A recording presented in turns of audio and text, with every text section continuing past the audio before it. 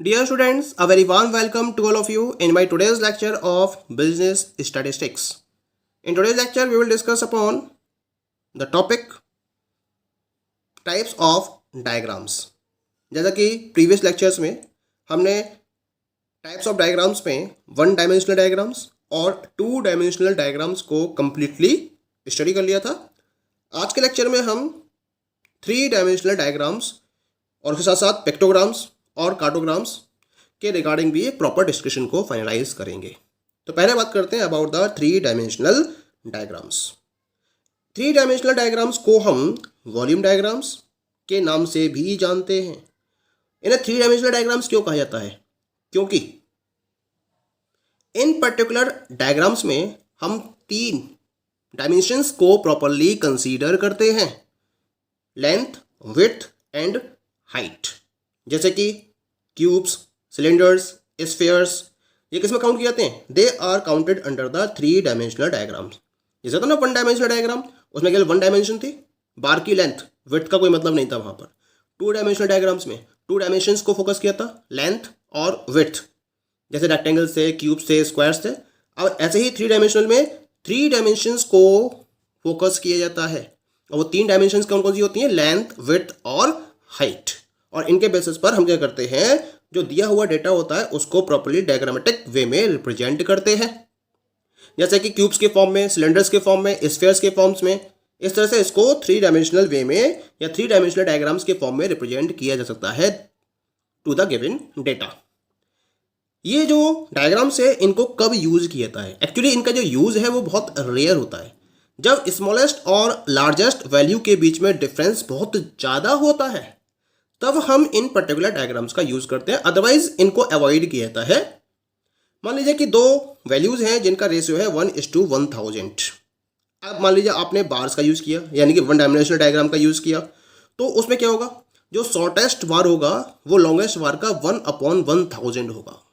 Suppose करिए, यानी कि इसको ड्रॉ कर पाना इट इज ऑलमोस्ट इम्पॉसिबल. ठीक है, प्रैक्टिकली फिजिबल नहीं है ये. ऐसी बात करते हैं टू डायमेंशनल डायग्राम की, है ना. अगर टू डायमेंशनल डायग्राम की बात करेंगे तो जो सर्किल की रेडियस होगी, या फिर अगर मैं स्क्वायर की वन साइड की बात करूंगा, तो एक साइड जो होगी वो दूसरी साइड के कंपैरिजन में या तो बहुत ज़्यादा लार्ज होगी या फिर बहुत ज़्यादा स्मॉल होगी. जैसे मान लो इसका स्क्वायर रूट ले लेते हैं, तो वन का स्क्वायर रूट 1 हो गया, 1000 का स्क्वायर रूट हो गया 10. 1000 का स्क्वायर रूट हो गया आपका ना, इट विल बी, मतलब जो भी स्क्वायर रूट निकल कर आएगा 1000 का, वो क्या हो जाएगा? वो दोनों में जो प्रोपोर्शन होगा वो बहुत ज़्यादा लार्ज होगा या फिर बहुत ज़्यादा स्मॉल होगा. इसी वजह से क्यूब्स का यूज़ किया जाता है. अब मान लो क्यूब की बात करते हैं, तो इसका अगर मैं क्यूब रूट लूँगा 1:1000, कितना जाएगा? 1:10 हो जाएगा इसका क्यूब रूट. अब 1:10 को रिप्रेजेंट करना, ये ना तो बहुत ज़्यादा लार्ज है और ना ही बहुत ज़्यादा स्मॉल है अगर मैं कंपेयर करता हूँ 1 और 10 की वैल्यूज़ को. तो इसी वजह से हम क्या करते हैं, जब स्मॉलेस्ट और लार्जेस्ट वैल्यू में डिफरेंसेस बहुत ज़्यादा होता है तो हम थ्री डायमेंशनल डायग्राम्स का यूज करते हैं. That is clear. Now we talk about the limitations of three dimensional diagrams. क्या लिमिटेशन है? As the side of cube must be proportionate to the cube root of the magnitude to be represented. जैसे कि हम discuss कर रहे हैं, मान लीजिए क्यूब की बात कर रहे हैं, तो अगर क्यूब के बेसिस पर आप डायग्रामेटिक रिप्रेजेंटेशन को फॉलो करते हो तो उसमें जो क्यूब की साइड होगी वो क्या होनी चाहिए? जिस मैग्नीट्यूड को हमें रिप्रेजेंट करना है उसके क्यूब रूट के प्रोपोर्शनल होगी. It means side of cube is directly proportional to cube root of the magnitude of the value. इसका मतलब ये हुआ कि अगर मैं जो भी वैल्यूज दे रखी हैं उनका क्यूब रूट निकालना पड़ेगा, तब जाकर मैं क्यूब की साइड को फॉलो करूंगा. इसी वजह से क्या होता है, it is very difficult for the eye to read precisely such diagrams and hence they are not recommended for statistical representation. तो अगर इसको मुझे प्रिसाइज वे में रीड करना हो तो इसको प्रिसाइज वे में रीड करना इसी वजह से बहुत ज़्यादा डिफिकल्ट हो जाता है. और इस डिफिकल्टी की वजह से स्टैटिस्टिकल रिप्रेजेंटेशन के लिए इन पर्टिकुलर डायग्राम्स को रिकमेंड नहीं किया जाता है. That is clear. Now we talk about the next type of diagram, this is the pictographs and cartograms. तो पहले हम बात करेंगे पिक्टोग्राफ्स की। क्या होते हैं pictographs? These are very popularly used in presenting statistical data. They are not abstract presentation such as lines or bars, but really depict the kind of data we are dealing with. Pictures are attractive and easy to comprehend, and this method is particularly useful in presenting statistics to the layman. Pictograph नाम से clear है कि pictures के basis पर हम data को represent करते हैं, और स्टैटिस्टिकल डेटा को प्रेजेंट करने में पिक्टोग्राफ्स का बहुत ज़्यादा यूज़ किया जाता है, क्योंकि ये एब्स्ट्रैक्ट प्रेजेंटेशन को फोकस नहीं करते हैं। जैसे कि लाइंस हैं, बार्स हैं, ये एब्स्ट्रैक्ट प्रेजेंटेशन को फोकस करते हैं। लेकिन यहाँ जब हम पिक्टोग्राफ्स की बात करते हैं तो हम उसी पर्टिकुलर काइंड ऑफ डेटा को रिप्रेजेंट करते हैं जिसके साथ में हम डील कर रहे होते हैं। यहाँ कोई भी एब्स्ट्रैक्ट प्रेजेंटेशन फोकस नहीं की जाती है। और क्योंकि पिक्चर्स क्या होती हैं, बहुत अट्रैक्टिव होती हैं, और इनको कॉम्प्रिहेंड करना बहुत ज़्यादा आसान होता है, यहाँ तक कि एक लेमैन के द्वारा भी इसका एक प्रॉपर यूज़ किया जा सकता है। इसी वजह से इनको बहुत पॉपुलर वे में यूज़ किया जाता है स्टैटिस्टिकल डेटा को रिप्रेजेंट करने के रेफरेंस में। अब जब हम एक पिक्टोग्राफ को कंस्ट्रक्ट करते हैं तो यहाँ हमें कुछ पर्टिकुलर पॉइंट्स को कंसीडर किया जाना बहुत ज़रूरी है, जिसके बेसिस पर हम पिक्टोग्राफ्स को प्रॉपर वे में रिप्रेजेंट कर सकते हैं। तो क्या क्या है वो particular considerations? Let us have our discussion over these considerations. The very first one is the pictorial symbol should be self explanatory. If we are telling a story about aeroplane, the symbol should clearly indicate an aeroplane. सबसे पहला point है कि जो pictorial symbol आपके द्वारा select किया जा रहा है अपने स्टैटिस्टिकल डेटा को रिप्रेजेंट करने के रेफरेंस में, वो सेल्फ एक्सप्लेनेटरी होना चाहिए, यानी खुद में वो प्रॉपर डेटा को डिफाइन करना चाहिए। इस तरीके का सिंबल आपको सिलेक्ट करना है। फॉर एग्जांपल, अगर आप एरोप्लेन के रिगार्डिंग स्टैटिस्टिकल डेटा को रिप्रेजेंट कर रहे हो तो जो सिंबल आप सेलेक्ट करोगे वो एरोप्लेन का होना चाहिए, जिससे कि एक लेमैन को भी आइडिया लग जाएगा कि यहाँ जो डेटा रिप्रेजेंटेड है वो एरोप्लेन के रेफरेंस में दिया गया है। That is clear. ऐसे ही हमें एक पॉइंट और कंसीडर करना होता है यहाँ पर, changes in numbers are shown by more or fewer symbols, not by larger or smaller ones. अगर आप नंबर्स में चेंजेस कर रहे हो तो उसके लिए आप सिंबल्स, यानी कि जैसे एरोप्लेन की बात कर रहे हैं तो नंबर ऑफ एरोप्लेन को या तो बढ़ा दोगे या नंबर ऑफ एरोप्लेन को कम कर दोगे। मान लो कि 10 यूनिट्स सिंगल एरोप्लेन को रिप्रेजेंट कर रही हैं और आपको 100 यूनिट्स रिप्रेजेंट करनी है, तो इसके लिए आप 10 एरोप्लेन्स को रिप्रेजेंट करोगे।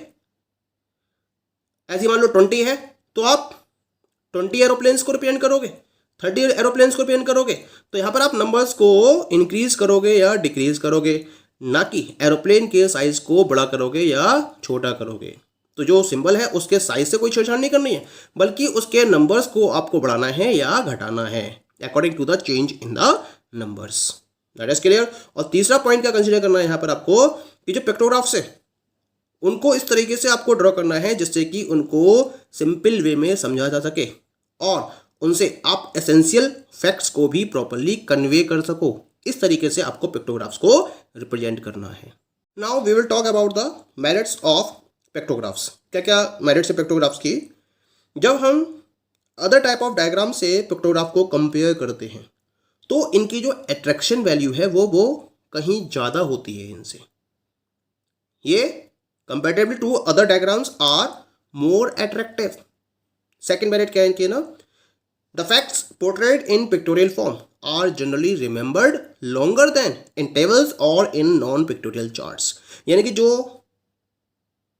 फैक्ट्स रिप्रेजेंट किए जाते हैं with the help of the pictographs, अगर कंपेयर किया जाए उनको टेबल्स या नॉन पिक्टोरियल चार्ट्स में रिप्रेजेंट किए हुए फैक्ट से, तो पिक्टोग्राफ्स के द्वारा रिप्रेजेंट किए हुए फिगर्स को लॉन्ग पीरियड ऑफ टाइम तक रिमेंबर करना बहुत ज़्यादा आसान होता है। ये दो मेरिट्स होती हैं जिसकी वजह से पिक्टोग्राफ्स को मैक्सिमम वे में यूज किया जाता है। क्लियर। कुछ लिमिटेशंस भी हैं इसकी। लिमिटेशंस क्या हैं? They are difficult to construct. इनको कंस्ट्रक्ट करना इतना आसान नहीं है जितना आप समझ रहे हैं, क्योंकि हमें क्या करना पड़ता है, हमें एक पर्टिकुलर सिंबल को सिलेक्ट करना होता है और उस सिंबल के बेसिस पर हमें फिक्स्ड नंबर ऑफ यूनिट्स को रिप्रेजेंट करना होता है, जो कभी कभी डिफ़िकल्टीज भी क्रिएट कर सकता है। एग्जाम्पल के तौर पर मान लीजिए कि एक सिंबल के मीडियम से हम 10 करोड़ को रिप्रेजेंट कर रहे हैं और आपको 31.85 करोड़ को रिप्रेजेंट करना है। अब इस केस में आप क्या करोगे? दो तरीके हैं आपके पास। या तो आप क्या करोगे, सिंबल को प्रोपोर्शनली स्मॉलर फिगर से रिप्रेजेंट करोगे, ठीक है, या फिर क्या करोगे, जो फिगर है उसको आप 30 करोड़ तक अप्रोक्सीमेट कर लोगे। जो सिंबल है, आपने 10 करोड़ को 1 सिंबल हो गया, ठीक है, तो आपने 3 सिंबल्स को रिप्रेजेंट कर दिया, 30 करोड़ हो गए। पहले तरीका बता रहा हूँ मैं। अब आपको 1.85 करोड़ रिप्रेजेंट करना है, तो इसमें जो सिंबल है उसका साइज आपको उसके अकॉर्डिंग क्या करना पड़ेगा, डिक्रीज करना पड़ेगा। लेकिन उसको उस पर्टिकुलर प्रोपोर्शन में डिक्रीज करने में कहीं ना कहीं तो मिस्टेक रहेगी ही। एग्जैक्ट और एक्यूरेट वे में उसको आप रिप्रेजेंट नहीं कर सकते। या फिर 31.85 को आप 30 करोड़ के बराबर कर दो, अप्रोक्सीमेट कर दो। लेकिन दोनों ही केसेस में एरर इंट्रोड्यूस हो ही जाती है। इसी वजह से ये लिमिटेशन क्रिएट होती है कि जो पिक्टोग्राफ्स हैं उनको कंस्ट्रक्ट करना बहुत ज़्यादा आसान नहीं होता है, कहीं ना कहीं डिफिकल्टी आपको फेस करनी ही पड़ती है। और दूसरा लिमिटेशन है इसके अंदर, that is pictographs give only an overall picture, they do not give minute detail. यानी कि छोटी छोटी डिटेल आपको पिक्टोग्राफ्स के बेसिस पर नहीं मिल सकती। ये केवल किसी भी पर्टिकुलर डेटा के रेफरेंस में एक कंप्लीट और ओवरऑल पिक्चर को डिफाइन करते हैं। That is clear. तो ये दो लिमिटेशंस भी रहती हैं पिक्टोग्राफ्स के रिलेशन में। अब हम बात करते हैं अबाउट द कार्टोग्राम्स। कार्टोग्राम्स क्या होते हैं? कार्टोग्राम्स को हम स्टैटिस्टिकल मैप्स का नाम भी देते हैं। These are used to give quantitative information on a geographical basis. They are thus used to represent spatial distributions. The quantities on the map can be shown in many ways, such as through shades or colors, by dots, by placing pictograms in geographical unit. यानी कि कार्टोग्राम्स में हमें जब geographical basis पर quantitative information को available करना हो या शो करना हो तो तब यूज़ किया जाता है। स्पेटियल डिस्ट्रीब्यूशन को अगर मुझे फोकस करना हो तो मैं कार्टोग्राम्स का यूज़ करता हूँ। और यहाँ जो क्वांटिटीज़ होती हैं इसको हम बहुत सारे तरीक़ों से शो कर सकते हैं, जैसे कि शेड्स के बेसिस पर, कलर्स के बेसिस पर, डॉट्स के बेसिस पर, या फिर पिक्टोग्राम्स को प्लेस करके भी कार्टोग्राम्स को रिप्रेजेंट किया जा सकता है। और क्या करा जाता है, जो पिक्टोग्राम्स होते हैं उनको ज्योग्राफिकल यूनिट में प्लेस किया जाता है और फिर हर ज्योग्राफिकल यूनिट में एप्रोप्रिएट न्यूमेरिकल फिगर को रिप्रेजेंट किया जाता है। यानी कि पहले तो आपने दिए हुए मैप में पिक्टोग्राफ्स को रिप्रेजेंट कर दिया, फिर इन पिक्टोग्राफ्स में आपने क्या करा, ज्योग्राफिकल यूनिट को सेलेक्ट करते हुए हर ज्योग्राफिकल यूनिट पर एक प्रॉपर न्यूमेरिकल फिगर को रिप्रेजेंट कर दिया। तो इस तरीके से आप कार्टोग्राम्स को ड्रॉ कर सकते हो। अब बात यह आती है कि स्टैटिस्टिकल मैप्स का यूज कब किया जाना चाहिए। These should be used only where geographical comparisons are of primary importance and where approximate measures will suffice. जहां आपको ज्योग्राफिकल कंपैरिजन को मेनली फोकस करना हो तब आप स्टैटिस्टिकल मैप्स या फिर कार्टोग्राम्स का यूज़ कर सकते हैं। और जहां अप्रोक्सीमेट मेजर सफिशिएंट होंगे वहां एग्जैक्ट मेजर से कोई मतलब नहीं है, अगर अप्रोक्सीमेट मेजर्स भी हैं तो भी काम चल जाएगा। तो ऐसे पर्टिकुलर सिचुएशन में हम स्टैटिस्टिकल मैप्स या फिर कार्टोग्राम्स का यूज़ कर सकते हैं। Okay, so these all are the different types of diagrams. Thank you.